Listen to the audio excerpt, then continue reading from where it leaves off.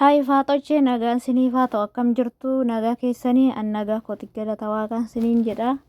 maa sabadillee namaan hin jettani maal uummanni akkanaan jeenu uuzufillee numa jirtu ani isin hin ganne waan isin hin ganne isin gatee fi isinitti himaa siniin jedha nan dagatiina isinitti meeranii ageessanii akkasi kaa malee akkamii hojiin maal fakkaata ani jira YouTube illee hin daganne siniin jedha saaba keessanitti garuu YouTube irraa fagaadhee siniin jedha argaa keessani YouTube'n saayitiin irraa kaasaa jira akka ajaa'ibaatti ariifatee jechaadha kaasatee maa fixuu maal saadhama jeetanii tokko jee jalqaba jeetanii YouTube dhiisee kaasaa jira jechuudha baay'ee tokko amma muraasa malee hin nafne gaafa inni kaasee narraa fixu ani immoo viidiyoo sirriitti hojjedhaa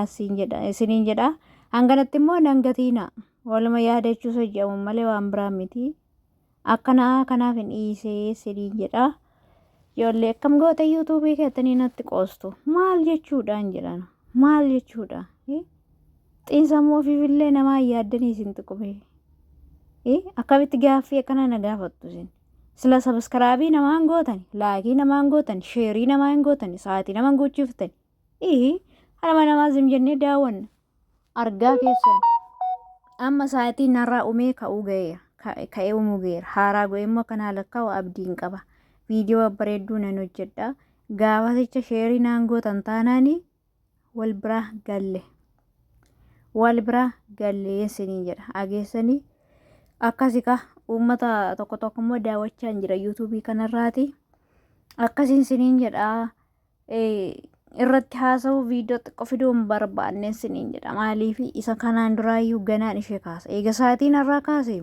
ganaan kaasa viidiyoo mee warra kakootti akkana taatan jirtu nama tokko yeroon gaafu immoo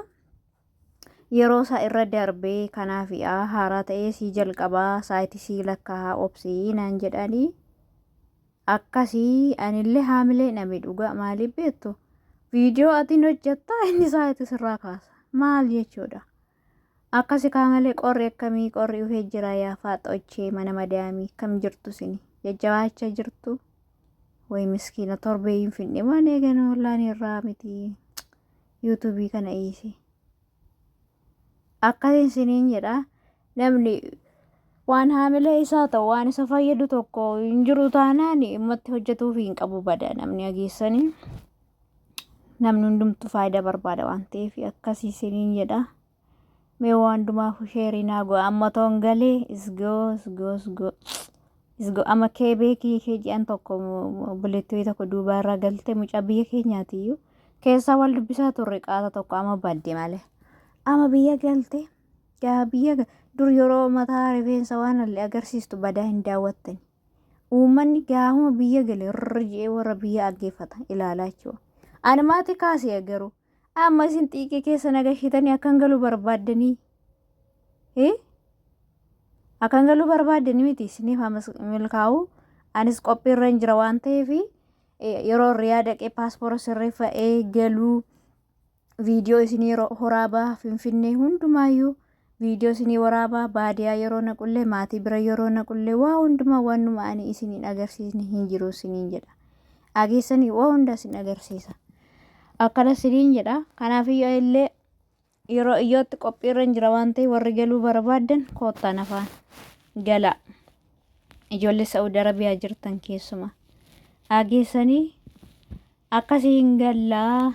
dhugaa rabbii hojiin biyyatti hafee abboichi YouTube jechuun biyya keessatti hafee siniin jedha maaliif beektu ijoollee ishee dabbaraa jechuudha warra addanaa akka koofaa kana